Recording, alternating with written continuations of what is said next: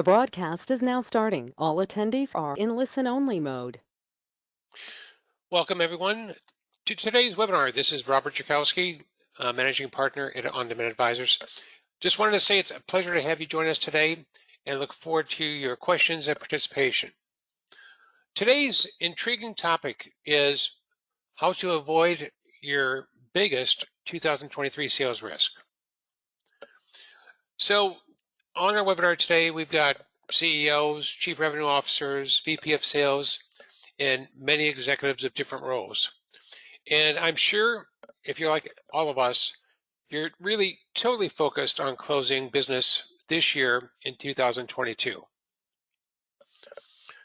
The challenge is, how do you prepare for your success next year? Because as we enter into fourth quarter, the question for 2023 is making sure you've got the right team, the right process, and the right objectives in mind as you're thinking about your sales success that you're going to have for next year. So today what we want to do is talk about the biggest risk. The biggest risk for all of us as sales leaders, as leaders of companies, is that you're so focused on closing business this quarter that you don't address your organizational gaps until early 2023. And if you do that, which is what most people do, it's really too late, because that puts you in the hole already as you're starting a new year. These are organizational gaps, which are typically either positions that aren't filled or that need to be filled, or capability gaps, such as positions where you have a poor performer is going to keep you in neutral. So these gaps, if left unaddressed, will negatively impact your 2023 sales and revenue achievement. So today what we want to do is talk about these challenges or gaps, and what are the solutions that you can implement today that are going to give you a leg up for success next year. So our goal today is to help prepare for your success in 2023 and to enable top sales performance across your organization. As with any webinar that we have at On Demand Advisors, we encourage your participation, your questions, your curiosity, because we really want to tap into that. And we want to make sure that as you walk away from today's webinar, you feel excited about the solutions that you can implement to ensure your success, not only in Q4, but in 2023 and beyond. So again, thank you for joining us.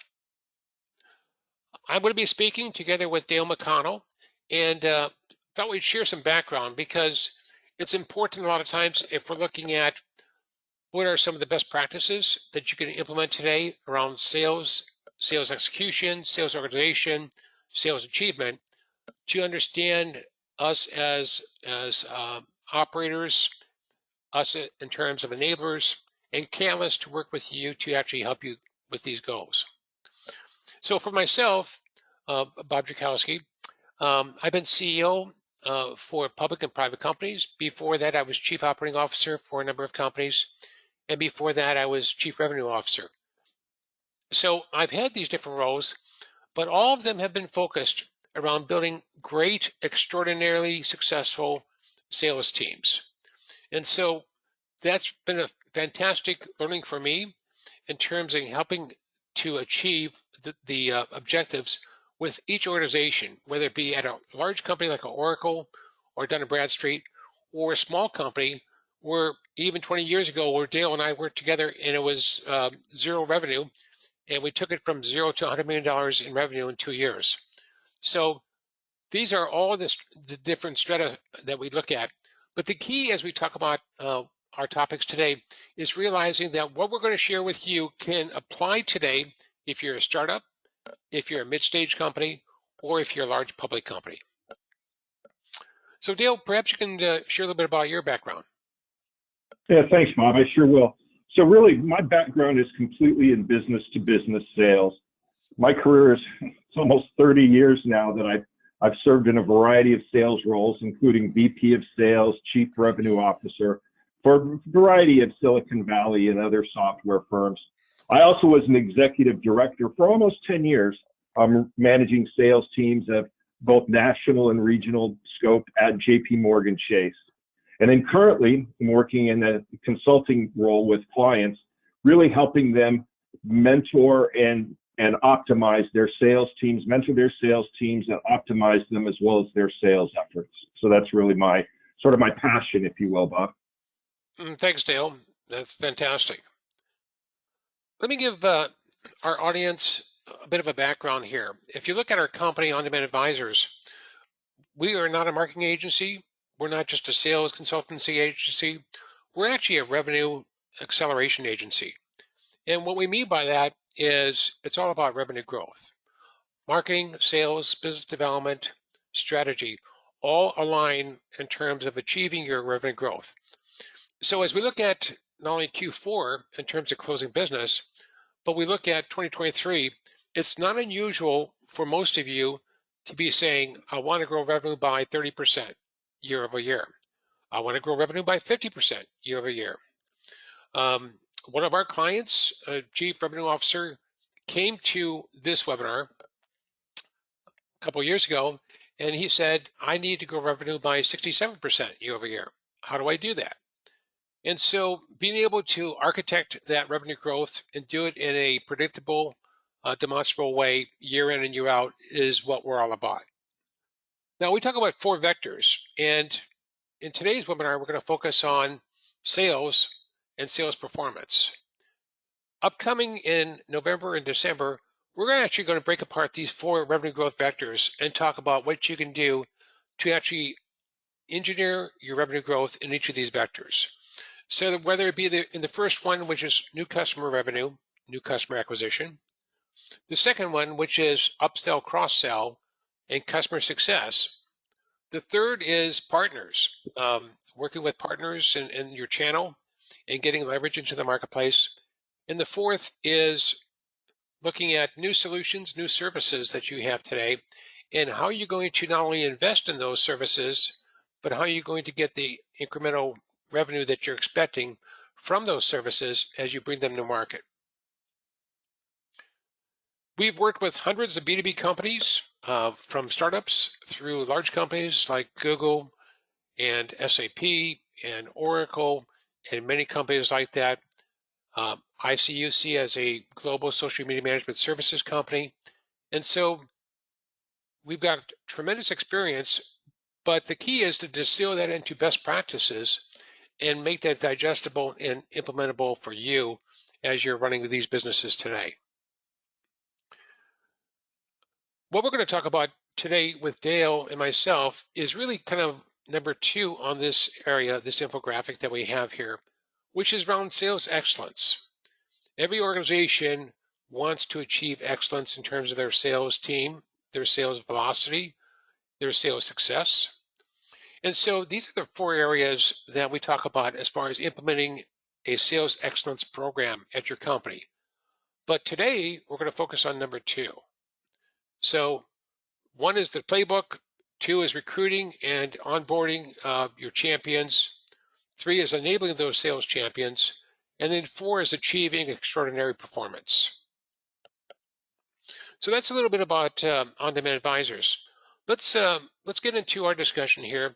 And Dale, if you could set the stage in terms of sales underperformance and what are some of the issues that people have today? Yeah, sure. Thanks, Bob. So really, in terms of this topic, I really see sort of 3, as you can see on the slide, leadership challenges.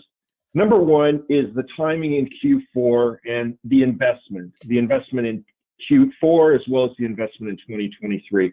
What I mean by this is most CROs and VPs of sales, they're not really thinking about 2023 at this point. Frankly, most of them, and many of you probably on the call, are focused like a laser on closing 2022 business and meeting and exceeding your numbers. Now, of course, that's understandable, right? Because that is a goal and that is something that you need to do. But it's also a mistake, or at least it's not a mistake, that may be too harsh. It's a lost opportunity. Because given hiring and training and ramp times, the time to hire, the time to train for 2023, new reps or upgrading your reps is really now. It's not when December rolls around. It's not when January rolls around. because then you're just eating into that otherwise potentially productive revenue time slot of 2023. The second is a failure to take action. As a leader, I know I was guilty of this earlier on in my career, but it's just sometimes easier to hang on to a sales underperformer. They can make some contribution, so it doesn't really feel so bad, because you know that if you have to do a replacement, that's a short-term pain that you're going to have to undergo to find that better performer. But it also serves to take the CRO's attention away from closing business Q4 to recruiting, hiring, and onboarding for 2023. So even though it requires action and that action has a cost, it's sometimes important to do so to make an overall stronger sales team. And then finally, they're really unsure, many CROs and VPs of sales, of what actions to take. A lot of CROs and VPs don't have hiring plans. They're essentially saying, hey, I'm just going to go into 2023 or the following year with the same team that I have now. And the reason that most sales teams are struggling with this is that, I'm sure you'll agree in your own experience, is that really the revenue production for most sales teams is a 20-60-20 split. 20% of the reps probably produce most of the revenue on your team. 60% of the reps produce some revenue. They might meet quota sometimes, but most often they don't. And then the final 20% are the laggards, producing little or no revenue. So obviously there's different cures for different symptoms. The middle 60% can likely be improved through additional training, and we'll talk about some areas of expertise that I think are important later on. That's much less likely with the 20%.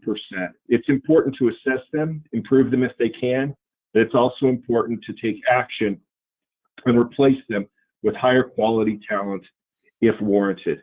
I'll share a quick story, Bob, and then I'll turn it back over to you. One of the best practices that I adopted was I would continually rank my team monthly, certainly quarterly, but often monthly, into A, B, and C buckets. The A buckets, both from a qualitative standpoint and a quantitative standpoint, were the performers. I knew I could rely on them. The B bucket needed some training, whether it was, on solution expertise, market expertise, sales expertise, but they needed to be improved. And essentially the C buckets were on a bit of a performance plan. And if they weren't able to move themselves up to Bs, or we weren't able to help themselves move up to Bs or As, they would be on the list for upgrade, frankly. And so that was a best practice that I adopted. It was more of a continual thing, but certainly this time of year, it's appropriate to maybe install that sort of rigor in your sales organization. That's a great example. Great example. So thank you for that. So let's put the economic view on this and say, really what is the cost of a non-performing sales rep to your organization? And when you think about it, there are a number of costs. There are direct costs, and there are other costs, opportunity costs that are associated. But let me just step you through that. So let's say you have 20 sales reps on your organization today, and you use the 20-60-20 rule that Dale just mentioned. So 20% of those, let's say, are not performing. And so out of 20, that would be 4. So just take one of those 4 and say, what's the cost that we have associated with that one sales rep that's not performing? Well, first of all, you probably paid $10,000 or thereabouts to recruit that person. If you look at just 6 months, and that's typically a lot less than it takes for people to replace people. Most companies take up to 15 months to replace a non-performing sales rep. But for our example here, we'll just use their salary and talk about their salary at $80,000 and say 6 months of their salary equals $40,000. Now, there are benefits that you're providing too, 401k, insurance, other types of benefits, and that's typically around 20% of their salary. So that's another $8,000. And then finally, and this may be the most important, it's not just the direct cost of that person's expense to your company, but it's the opportunity cost of what you're losing. So if you have an underperformer and they're losing, let's say, one deal per month, then, and that deal, let's say, represents $20,000, which is very modest in terms of revenue, that's $120,000. So in this example, that one underperforming sales rep is costing you $178,000. Now, given our example of 20 sales reps and 4 of them are underperforming, now it's not 178,000. Now it's 712,000.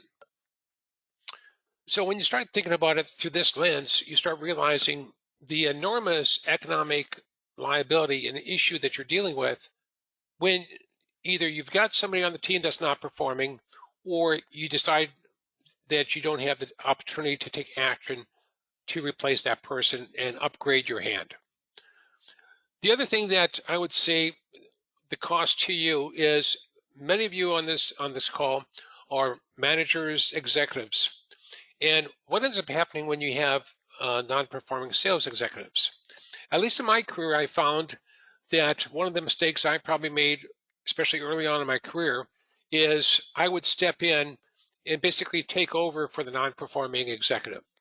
In other words, I didn't want to lose the opportunity, lose the business, because I knew that that person would fail. So consequently, I'd come in as the VP of Sales or the CRO and basically take over that and go win the business. And the problem with that is it takes me and takes your eye off the ball of what you need to do to help the organization elsewhere. And instead, you're acting in a contributor role instead of a management role. So there's a huge cost to that. And then the final issue, I think, is just reputation. If you have a non-performing sales rep representing your company, it's not putting your best foot forward. So there's cost associated with that too, costs that you just don't want to take on from year to year. So Dale, now that we have really talked about what the challenge is and the associated economic pain that's caused with the organization of not being able to replace or upgrade their hand, what is the solution that's available to our audience? Yeah, so basically, Bob, the key is to hire and to create sales champions. So I think it might make sense at this point to talk a little bit about what is a sales champion? What are the characteristics? Obviously, we can look at the quota achievement at the end of the year and into the quarter and say, oh, was this person successful, yes or no? But it's much more valuable to know going in, will this person be successful, or how can I make this person successful? That's a much more valuable piece of information, and I think that we've got a really great way to help companies do that. So the first is the it's hard to say, 3 key skills that I believe sales champions possess. One is offering knowledge. Your reps, or if you might have a subject matter expert like a pre-sales consultant, somebody like that, someone on your team needs to know your offering down cold, from A to Z and from Z to A, to be able to answer virtually any question, if not on the spot, which would be ideal, but shortly after that. The prospects expect a certain amount of expertise, and especially in today's environment where so much research is, so much information is done on the internet, that expectation is extraordinarily high. So I'm sure that you would agree, and I'm sure that you probably have tried to instill an expert level of offering knowledge within your sales team, whether it's the rep or an SME. Second, and almost as important, is industry and market knowledge. So while the prospects won't expect your reps or your SMEs to know everything about their business, they'll expect them to be highly confident about the industry that they participate in. Additionally, this will add a tremendous amount of value to the prospect, because your sales team has one advantage over the prospect in terms of interacting with the industry, and that is your team is speaking with many more of the prospect's peers than he is. So he can gain valuable insight about the market, around trends, to confirm his feelings, her feelings, or incentive trend, or to further educate that. So being able to do this, offering knowledge and market knowledge, industry knowledge, are key ways to educate, to add credibility, and to move the sales forward. The third, though, and it's again equally important, are sales skills. So the sales champions will realize that while education is an important component to what they're doing, it's not the end result. The end result isn't just to educate the client or the prospect. The end result is to sell to the prospect, and that education is a means to that end. Sales champions have all of these three skills. What I'll do is, I got another little story here for you, Bob, just to show you how important this is. We worked with a company with a very technical, vertically oriented solution offering. They hired someone from industry that had extraordinary industry and market knowledge. Obviously, the company was able to instill a great deal of offering knowledge, and because of this rep's great industry and market knowledge, he was able to assimilate that very quickly. So he was an A player on 1 and 2, but he wasn't selling at all.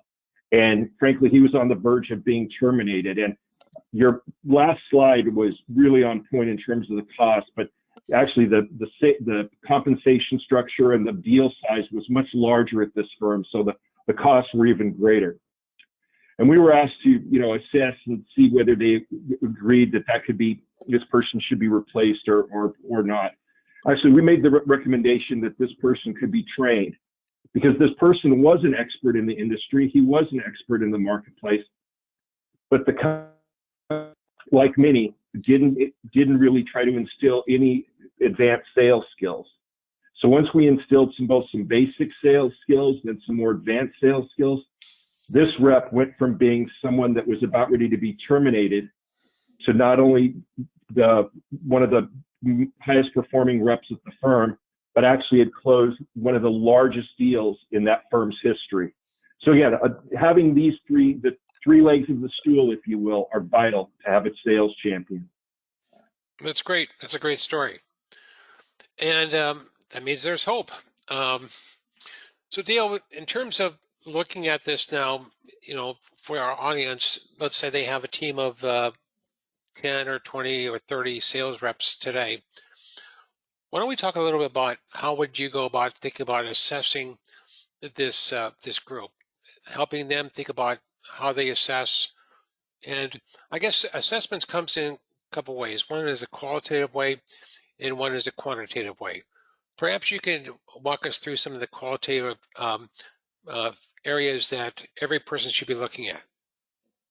No, that's great. And then I'll leave the quantitative ones up to you, if that's okay. Sure. So basically, I've got 5 so that I really look for. So one is discipline and persistence. So individual sales requires constant effort. And, adding to this difficulty, unlike most other professions, it's almost entirely self-directed. In other words, nobody's going to make that rep have so many meetings a week, have so many phone calls a week, do so much follow-up other than the rep. I mean, the manager can create a certain amount of structure and pressure, or guidance, I guess I should say, rather than pressure. But at the end of the day, it's the person. So does the person have that grit, that capability to move on? Because it's not only self-directed, it's also often frustrating, right? People don't reply to emails.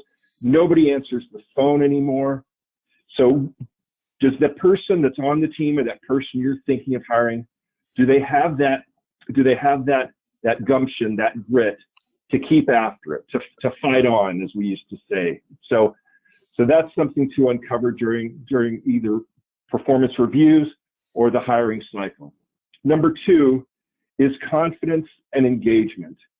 So once the rep is interacting with the prospect, that interaction needs to be in a way that's not just educational and confidence, confidence inspiring, as we talked about previously, but it also needs to be enjoyable. I mean, at the end of the day, we're all humans, right? And so we want to work with somebody that it is enjoyable and has a nice demeanor about how they do it. And so now this doesn't mean just take people out to golf or take people out to lunch. And instead, it's more about how they can relate the capabilities of your offering to the prospect. And so I'll give you a tip here about something that I almost always ask about when I'm interviewing or reviewing a client team, a sales team on behalf of a client. And that is, I ask the reps, sometimes I'll ask them to explain to me their current solution, whether it's in, new hire, something like that. But oftentimes what I'll do is I'll ask them about something of their hobby or something they like, something they're passionate about, something they like so much they're willing to do it for free.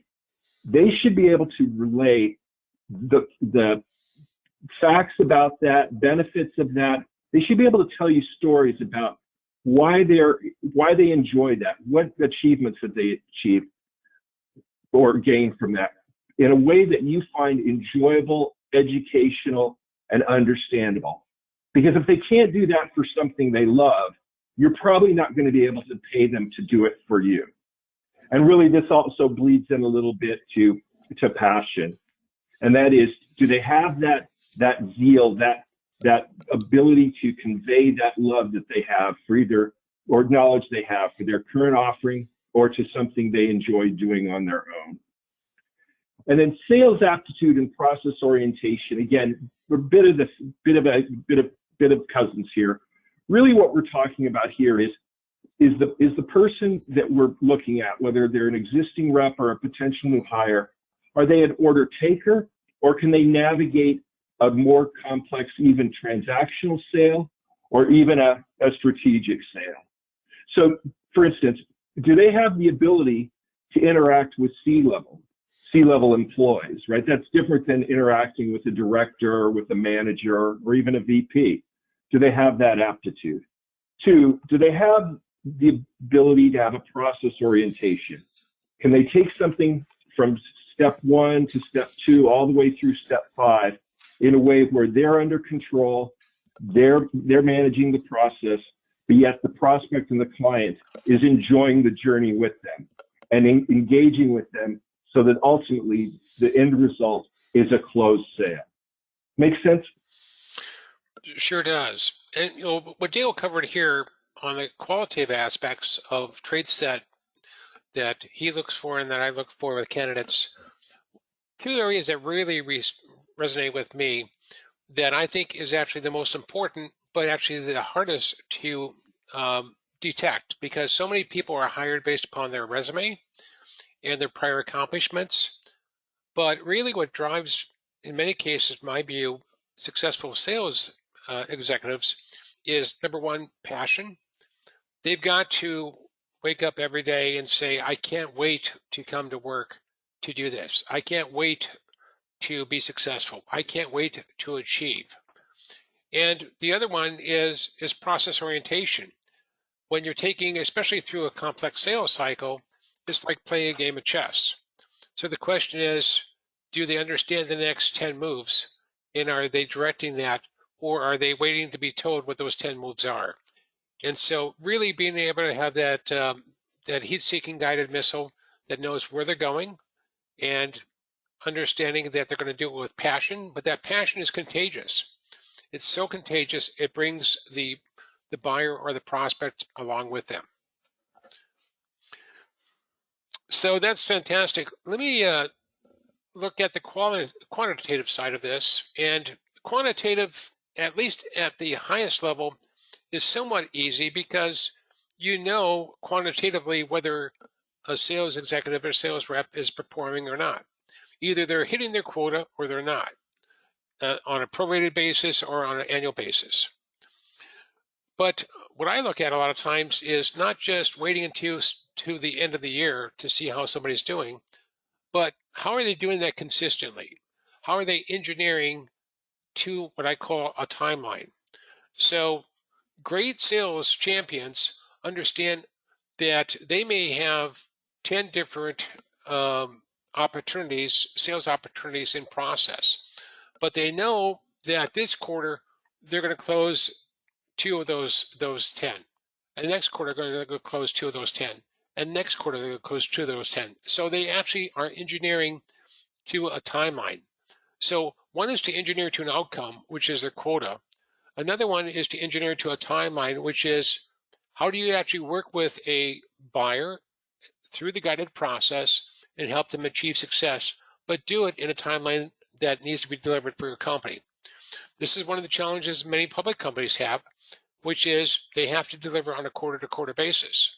So a quarter is everything in terms of both top line and bottom line performance. So being able to have a sales team that understands that, even if they're a private company, but more so if they're a public company, how important that is. The other thing is when you look at numerically and quantitatively, a sales rep, as Dale was talking about, you have to have so many calls and interactions per week. You have to have so many sales appointments per week. You have to have activity that is going to define that activity into different outcomes. And the other thing that I look at is on a quantitative side, it's not just about closing business, it's about closing the right business. So great sales champions understand the fit for their solution or service and who are the right people that they should be selling it to. Because if you sell it to the right people, you're going to make sure that there is a good match and alignment between the company post-sale as well as pre-sale. The other thing that's important is maximizing the revenue potential. You know, often the case is when we engage and work with a company, they may have one solution out of 10 solutions that they're trying to sell to the market. But in many cases, a great sales champion will look at the 10 solutions and really determine which of those 10 solutions, if not all of them, would be appropriate for this prospect or for this buyer. And so really being able to look at what's the right mix of solutions, services, expertise that this customer is going to need and be able to deliver that to them in this sales engagement is very, very important. So that's from a quantitative and a qualitative perspective. So one of the questions we get often asked at this point, as you come to this webinar and say, great knowledge, now how do I put this into action? Well, we like to talk about 6 things that you could do today to actually move the ball forward. And by the way, we're not saying that you have to do it yourself. Instead, what we love to do with our clients is partner with them, and especially in Q4, help them move that ball forward without them taking the eye off the ball, which is closing the business in this quarter. So let me talk about 6 areas that you can look at today that are opportunities, and this is in looking at how do you build for success for next year. And these are things that we could come in and will come in to do, and we do it over and over again. So we bring this tremendous serial expertise to you as a company if you want to engage in this area.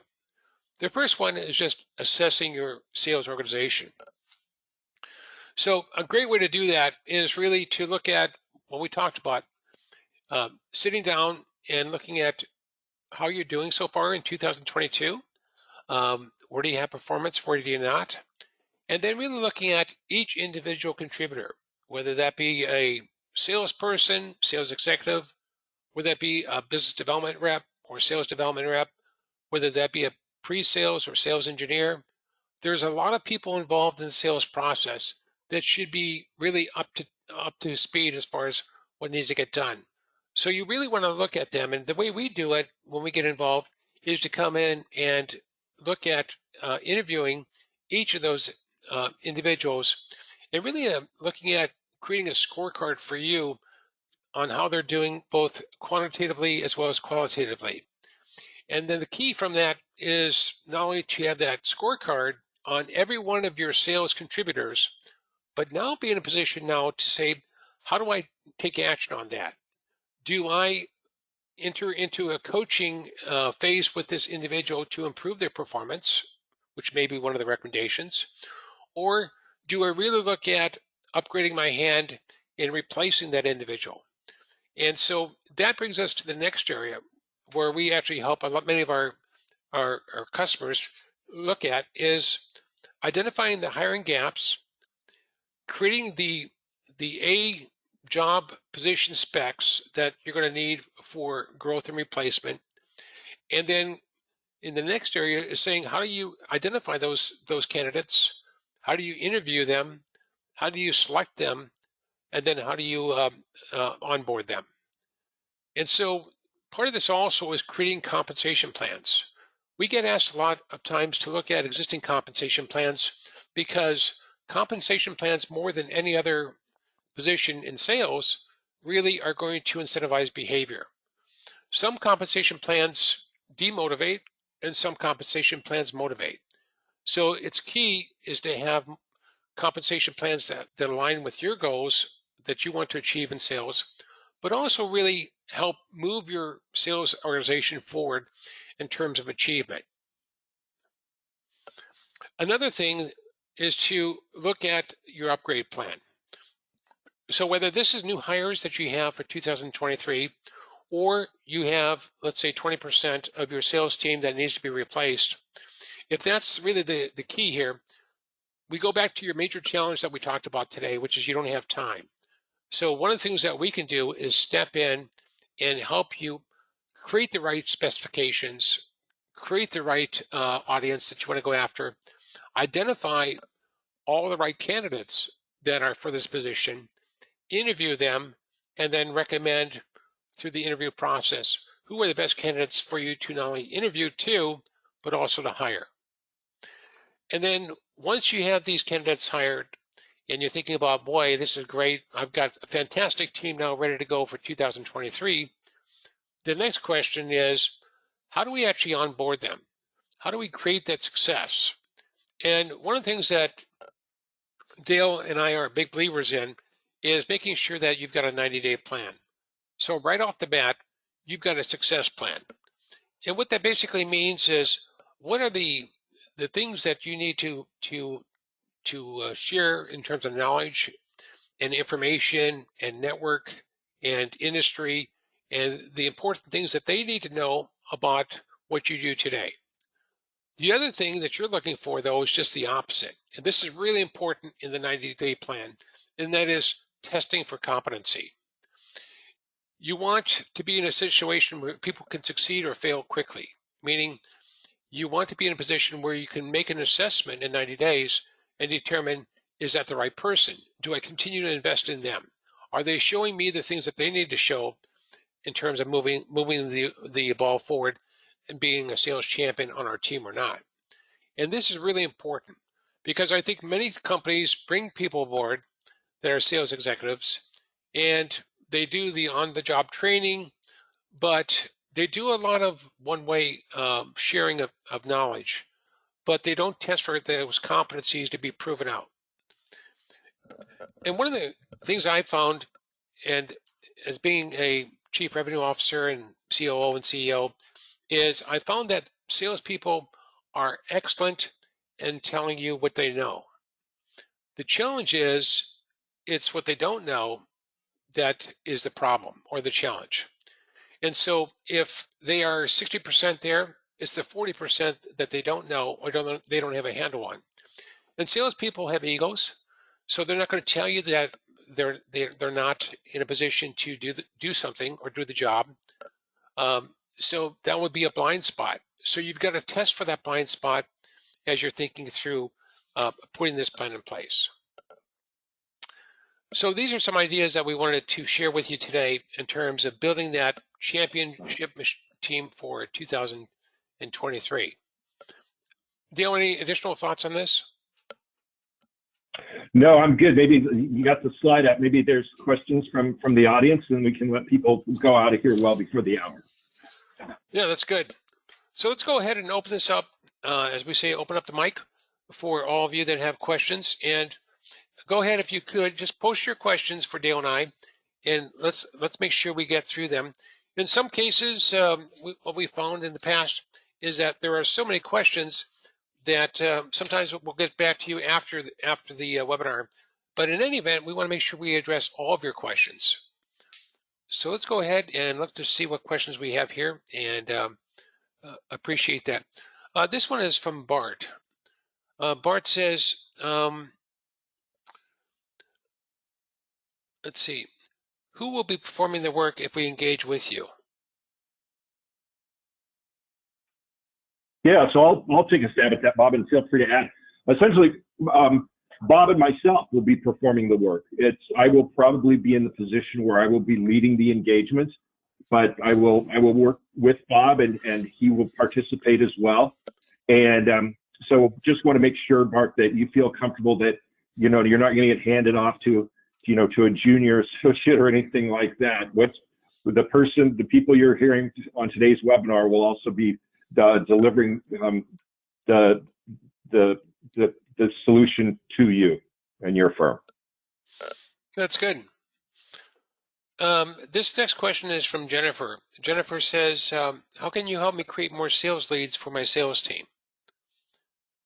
Okay, Bob, I'm going to let you handle that one. Yeah.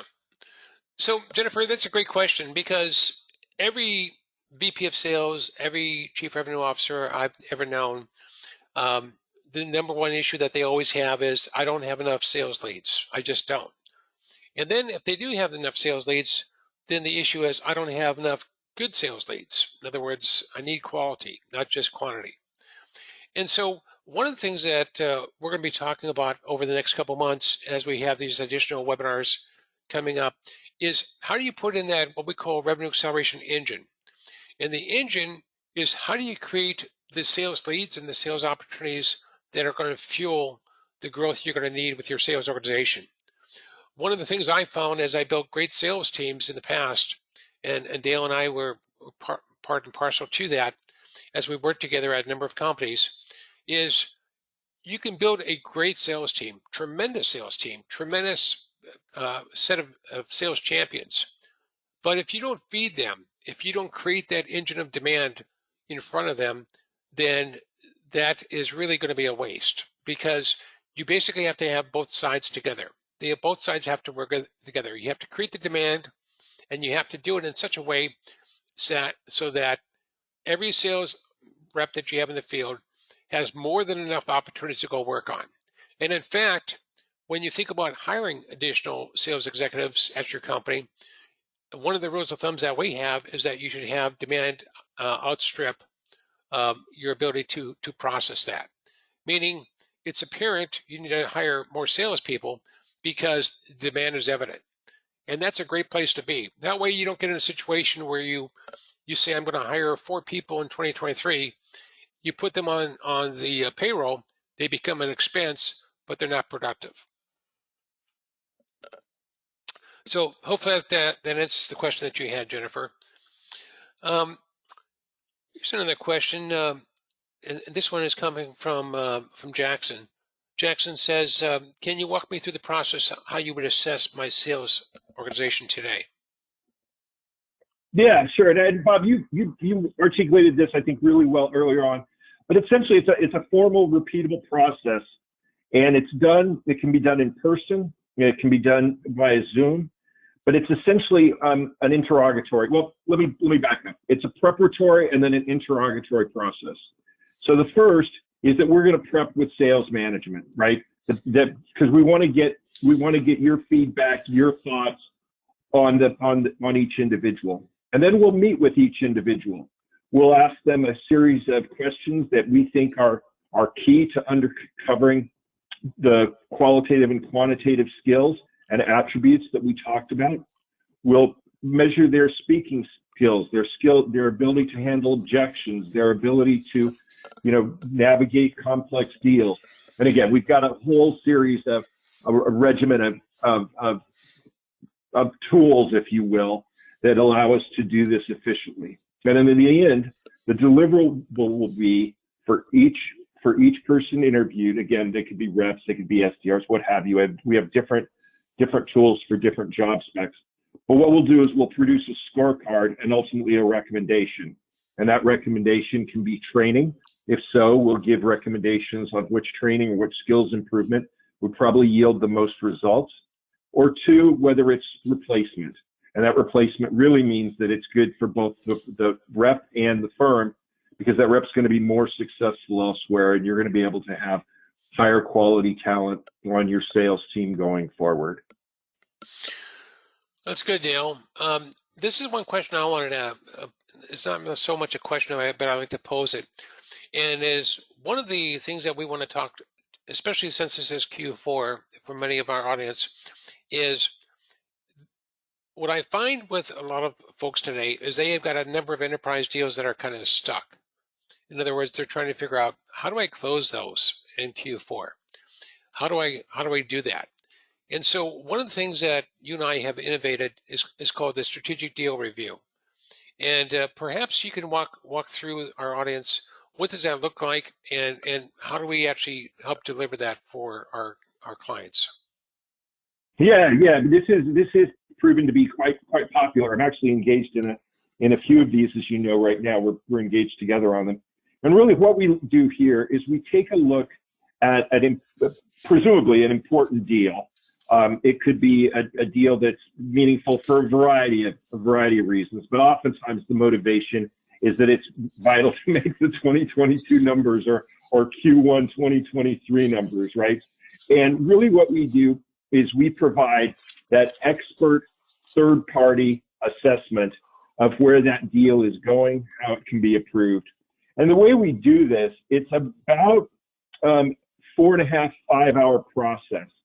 Again, because we really believe in understanding our clients' needs and, the proverbial pains before we start making any recommendations. We'll interview you deeply with the sales team and any executives or other participants in the deal process to find out where that is. Then we'll go back and we'll actually put together a recipe card of how we think the deal could best proceed, what areas are missing, what areas can be enhanced, what areas are advantages, right? We'll look at the competitive environment, we'll look at the political environment, we'll look at the solution environment, and we'll be as comprehensive as possible. Then what we'll do is we'll sit down with the sales team in a very collaborative manner, share our recommendations, and usually this part of the session usually takes about 2 to 3 hours, and we'll really dig in deep on the deal. Again, relay our thoughts and understandings, get feedback from the team, and then together through that process, clients have been very satisfied. They feel they come away with a really solid, improved way to add certainty to both the likelihood of closure, but equally as important, the likelihood of closure on the forecast date for these deals. That's good. Thank you for reviewing that. Appreciate that. So we talked about 4 vectors here of revenue growth for everybody, and just wanted to share with you, in addition to the follow-up that Dale and I will perform with each of you that have registered and attended today, I wanted to let you know that upcoming, we've got a tremendous, excellent series of getting you ready for 2023. So we're going to have 4 different webinars coming up, 2 a month, and it's really about engineering your revenue growth for 2023. And we're going to break it down into those 4 different revenue vectors we talked about. So the next one we're going to talk about is the customer upsell and cross-sell. We've worked with quite a few companies to actually help implement this, and it's really tremendous, especially if the economy is in a recession. In many cases, the best place for revenue for many companies is their current customers. They've just got to create a plan that's going to be successful in terms of increasing the wallet share. We're going to also talk about new customer acquisition in the second webinar coming up here in November, and how do you engineer that revenue growth, and really, how do you go win a market? I see so many companies today compete, but they don't have a strategy to win. The third is the partner channel. How do you make that partner channel drive revenue? Too many partnerships out there today are opportunistic, and they don't bear fruit. If they bear fruit, they get a deal or 2 every year, and that's not good enough. So we're going to unlock the value of having a proactive partnership, and how do you make that work? And then finally, in December, we're going to have another webinar, and it's going to be focusing on what we call the new solution upsell. And what we're talking about there is all companies that we work with are always bringing new services, new solutions to market. But how do you ensure you're going to get the accretive revenue that you expect from that new service or solution. So we're going to talk about some really important takeaways there that you can implement at the company today. So those are what's upcoming here. Here's my contact information, and here's Dale's contact information. So please reach out to us if you have any specific questions or anything that you'd like to engage with us immediately on. You're always welcome to call us, always welcome to reach out to us. We encourage that, and we look forward to helping you ensure that 2023 is going to be a tremendously successful year for your company and for yourself personally. So on behalf of Dale, Craig, myself, and the entire On-Demand Advisors team, I'd like to thank everybody for attending today, participating. We look forward for you having an excellent Q4 and a tremendously successful year next year with sales champions on your team in 2023. Thank you, everyone. Have a great day.